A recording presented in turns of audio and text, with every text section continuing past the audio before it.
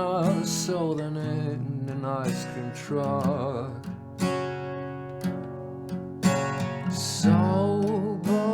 Bonjour, je m'appelle Nico Sarro, alors j'ai 46 ans, je suis musicien professionnel, donc je suis auteur, compositeur, mais aussi réalisateur, c'est-à-dire que je compose ici des chansons pour d'autres personnes. Je travaille dans un studio d'enregistrement, donc celui-ci. Je fais de la musique depuis l'âge de 9 ans. J'ai commencé par le piano classique et vers 16 ans, j'ai commencé la guitare. J'ai commencé à chanter, je devais avoir 21 ans, quelque chose comme ça. Le premier artiste à m'avoir interpellé, c'est vraiment Freddie Mercury, avec les Beatles.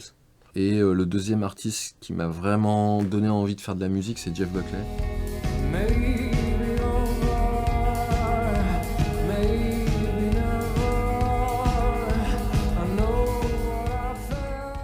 Alors l'histoire du projet En toi joue demain, bah tu vois, c'est passé dans cette pièce-là.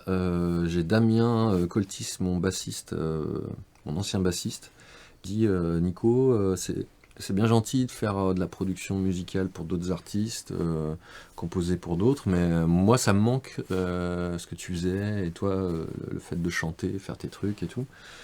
Donc je vais te lancer un ultimatum et bah, tu vas nous faire une chanson par semaine. Et du coup, l'idée c'était de faire 52 chansons en 52 semaines sur un an. Who wants to live forever? Who wants to live forever?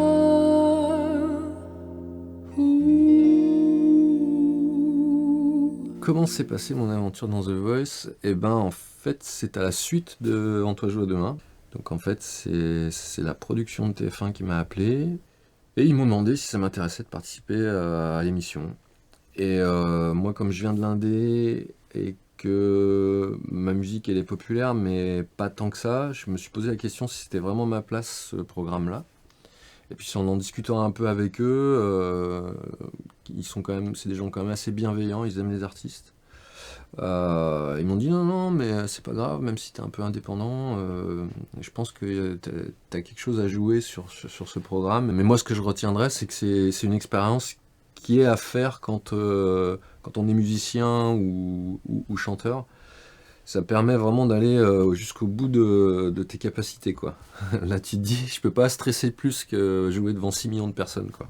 Alors, bah, cette émission, ça m'a apporté un peu de légitimité, parce que bah, j'étais un chanteur un peu perdu au milieu des millions de chanteurs. Et du coup, depuis cette émission, bah, j'ai plein de gens qui m'ont appelé pour me diffuser dans des concerts, me programmer.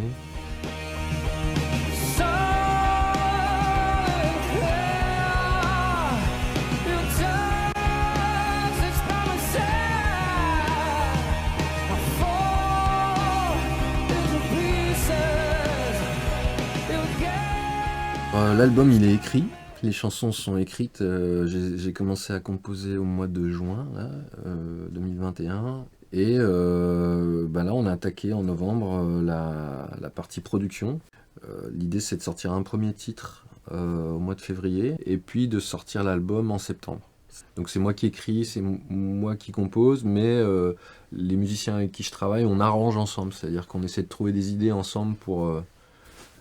l'objet est fait, mais il faut l'emballage cadeau après. Comment on va l'orienter? Est-ce qu'on va le faire un peu pop? Est-ce qu'on va le faire un peu rock? Est-ce qu'on va le faire un peu folk?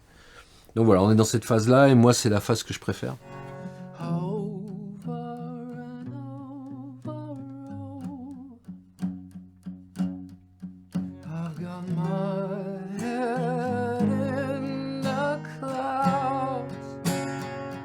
I just wanna feel love all around, being serpentine doves in my mind.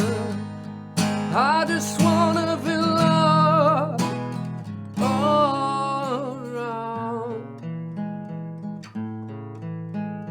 Soldier, like a soldier, without binoculars and without a gun. And mother, you cry, mother,